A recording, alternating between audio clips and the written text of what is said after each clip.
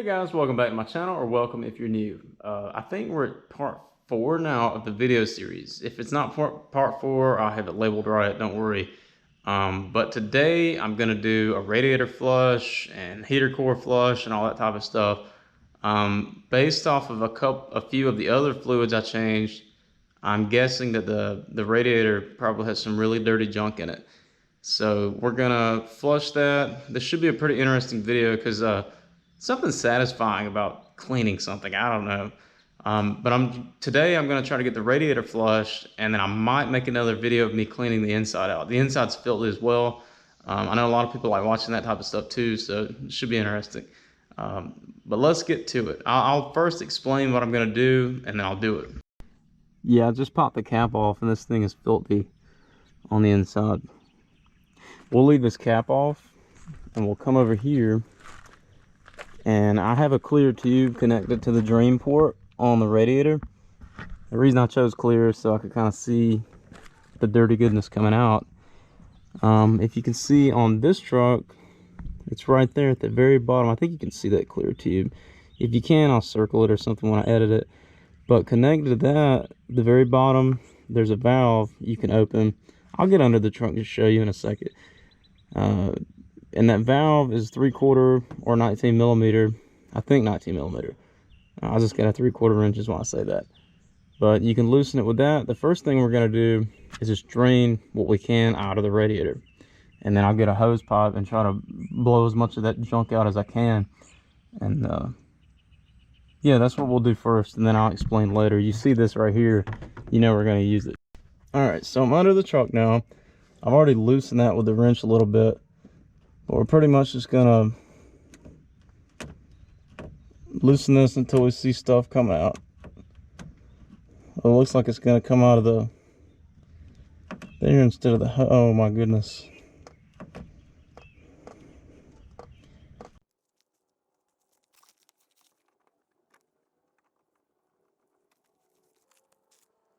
So unfortunately, it's just dripping out of there.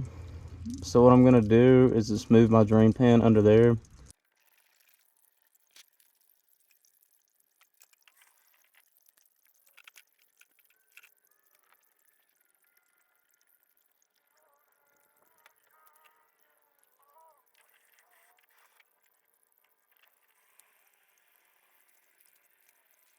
Show you too. I went ahead and just connected this here. Whoa, didn't want that much coming out. Connected that there so that we can get kind of a forced, you know, just more water pressure behind it to kind of get this stuff out. This is really nasty, as you can tell.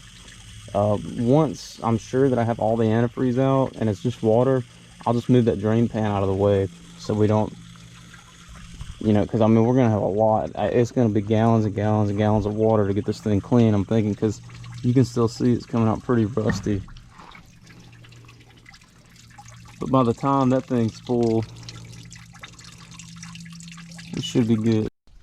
So let me show you what I had to resort to. I bought this a long time ago. Cooling system flush kit pressed on. I've had this in my toolbox for a long time. Never had to use it until today. This thing is very dirty. I've been running water through it like I showed you for maybe 30 minutes, and it's still like a brownish colored water. This hose, I have rubber hose rated for temperature and stuff like that, but I was just I got some clear hose to show you guys what I did. I just ran a hose into the overfill, and I ran a hose into the radiator, and what I'm going to do is crank the engine up and let it suck this water through. But I'm going to keep an eye on it, because if one of these bursts and all the water drains out, we're going to have a blown head gasket, which we do not want. Still got my water coming out over here. It's this tannish, rusty water falling out. But like I said, once I crank the engine up, that'll kind of flush all this clean water through. We'll push a bunch of that junk out. I really would like to see this clear right here. The water coming out over there is kind of clear now. It's still brownish. So we'll crank the engine up and do that, and we'll see where we get there. So I've had the engine running for maybe 5 minutes now or so, and you see the temperature gauge. That's the temperature gauge on the bottom right. It's starting to go up, And what that means is the thermostat is about to open, or has opened. So I've got a steady flow of water going into the radiator and into here. And you remember how the water was nice and clean a while ago? Well, look how dirty it is now. That thermostat has opened and it's forcing all that dirty water inside the engine out.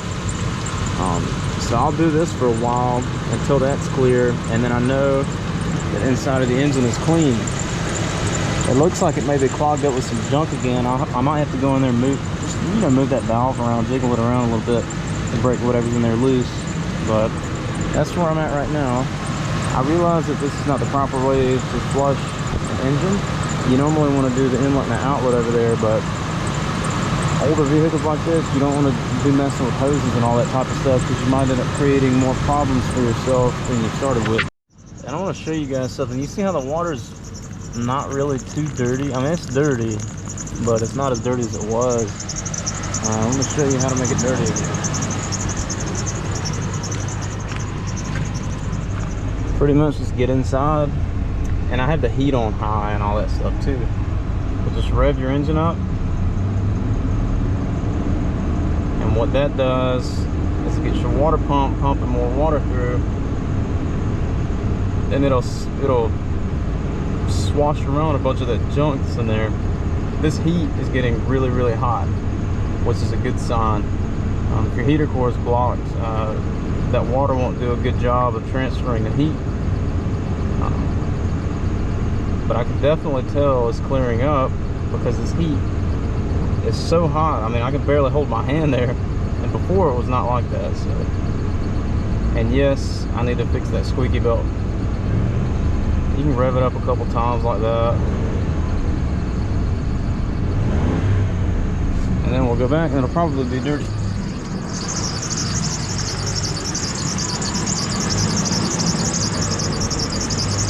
Oh, maybe not. Maybe that's a good sign. Every other time I've done that, yeah, it's a little bit dirtier. Yeah, it's a little bit dirtier. Yeah, you need to do that for, a couple times. I've been doing this for 20 minutes and it still looks like this, so it looks like we got a long way to go. I want to show you guys what I'm doing to clean this tank out. I turned this water on full blast. It's forcing, solid water in there. It was clear a while ago, but I've stirred it up since. I have an air compressor, and I'm probably gonna have to set the camera down to show this, but I have an air compressor with a variable flow on it, so that's off, and then you can turn it up to whatever you want. And what I'm doing is I'm sticking this long hose down in there while that water's flowing, and I'm just blowing it, stirring all this stuff around, and it really does blow a lot of junk out. It might not get it perfect, but it's going to get a lot of this stuff out. You can see it kind of, see all those little particles and stuff like that. So let me get you guys set up somewhere, and I'll show you.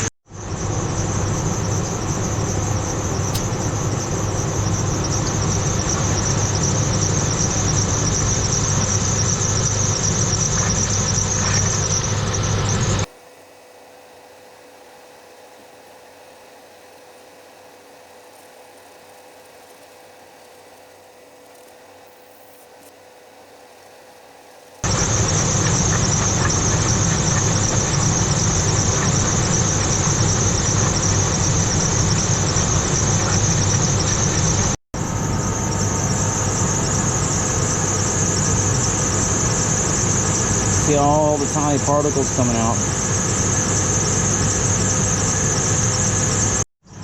I don't know what the heck this is. I just turned the camera on. I hadn't picked it up and looked at it yet, but so this looks like what you check antifreeze with. Apparently somebody dropped this in there a long time ago and they just left it. Isn't that crazy? I went ahead and turned the engine off because look how clear this water is now. That is about as clear as it can be. Now, the next step is, ooh, not knock everything over, but I'm gonna put the hose back on. This is right here, connect it here and here. I'm gonna put that back on, and put my hose pipe nozzle on and stick that down in there and spray around and clean as much as I can. It's not going to be perfectly clean, but it's going to be a heck of a lot cleaner than it was. My goal is to just get all these chunks out of it. There's something else down in there. It looks like another one of those antifreeze checkers. I don't know if you guys can see it. That's crazy. People just dropping stuff in there and leaving it like that. But anyways, I'm going to get that hose back on there and get this blown out with water. And then we'll probably do another flush of not the engine, just the radiator, you know, until that gets clean, because I'm sure those chunks will blow through. And then we will put our cleaner in. I gotta drive around 15-20 minutes just to get that cleaner circulated through, and we'll do a flush again, and we'll do antifreeze. I don't think that cleaner is going to do much good because we've flushed it pretty well. I mean, like I said, that water looks just as clean as it can be, but we will see. Hope you guys can see in there. That's about as clean as I can get that without disassembling the tank and all that type of stuff. But that's a heck of a lot cleaner than it was, isn't it? I'll give you guys an example of what I was doing. Turn this on full speed, you know, straight out like that. Move it around like so. And I think I've broken loose most of the big chunk, all that type of garbage that's circulating around. The rest of it's not going to really hurt much. And I'll let it overflow to show you guys the water is clear. See how clear and clean it is now versus a while ago. It was kind of brownish and chunky and all that stuff. And I'll go over and show you the water coming out as well, how clear that is. Alright, so now what I'm going to do is I'm going to wait until water stops coming out of that tube, and then I'm going to close the drain valve. And then I'm going to get this cleaner, pour the whole container of cleaner in there, and then fill the radiator up the rest of the way with water. And then we'll go drive it around for 20-30 minutes, something like that, to get this stuff circulating through, to kind of break up the rest of the junk that's in there. And then we'll pretty much do a flush all over again, flush everything out, the engine and the radiator, and we'll be ready to add water and antifreeze. So I have now closed the drain valve. I've removed the tube. We're going to pour the cleaner in there. I hope I can get this cleaner in this hole while holding the camera. Let's see.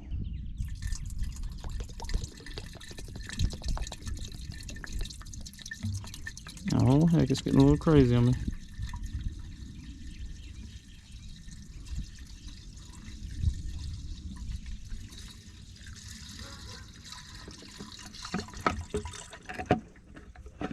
Okay.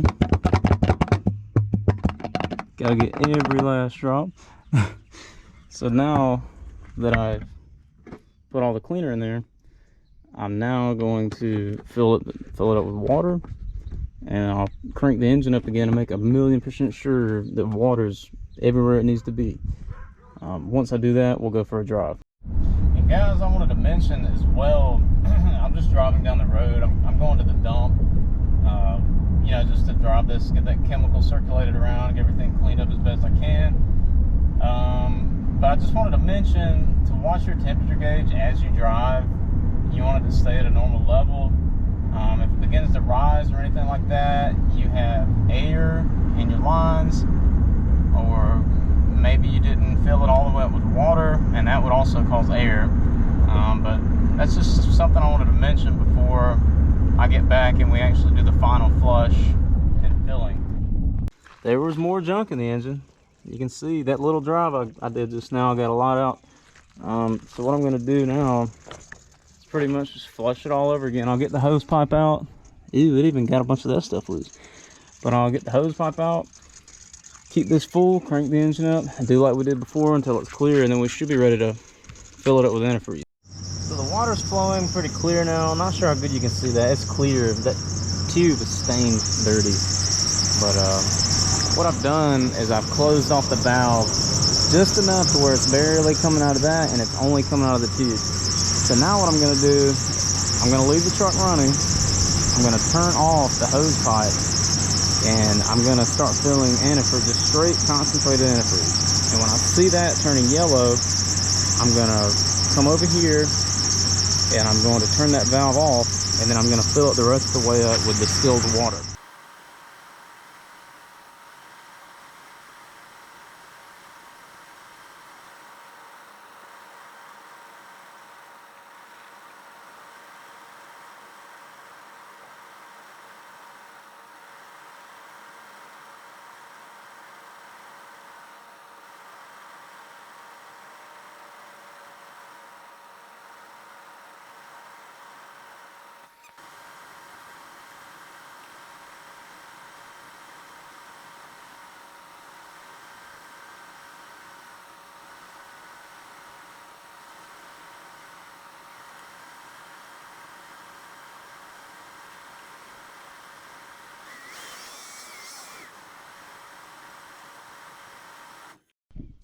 Got the tube removed down there.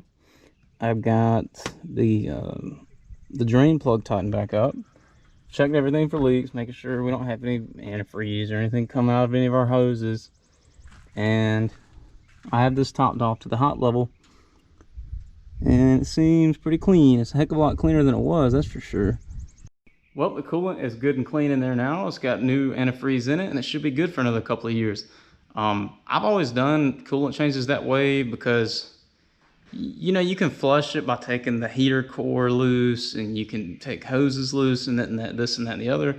But the way I just did that, we know that the water's clean because I flushed hundreds of gallons through. We know that it's clean. We know the block's clean because I ran the coolant through it, or the cleaner through it, and I ran the water through it, and the water came out good and clean. I think a majority of that rust after the cleaner was coming through from the actual reservoir. I don't think there was much in the engine or whatever, because as I got the hose pipe, those stains that were inside of the reservoir kind of started breaking up and coming loose again. And I really don't think there was much in. I took one of the hoses loose, the big hose on the front right side of the radiator. If you're looking at the back of the truck, right side, the big hose. Took that loose and it was clean. I mean, everything looked really clean in there. So I think a majority of that was just from the reservoir.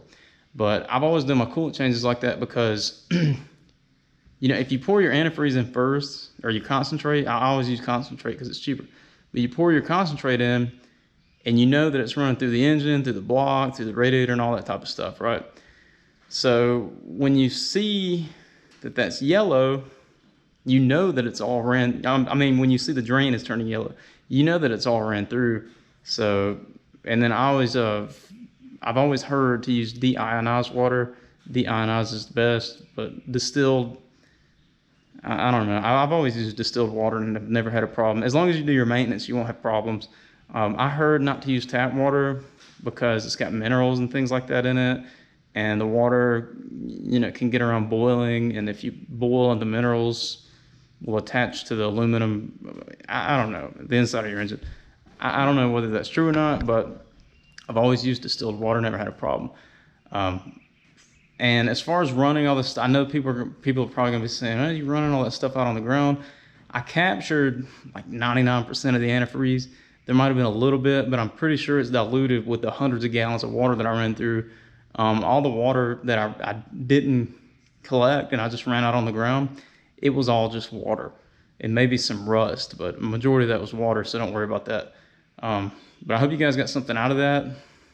I know that that thing's good and clean now. I know that it'll be good for a while. The heat is ridiculously hot in it now, so I know that the heater core is clean. But like I said, I hope you guys got something out of it. The next video will be me cleaning it because I still need to change transmission fluid, and I still need to change the rear end fluid, and maybe the leaf springs and stuff like that. But I don't have any of that. It's on order. It'll be here soon. If you guys have any questions, please like, comment, subscribe. I'll see you guys in the next one.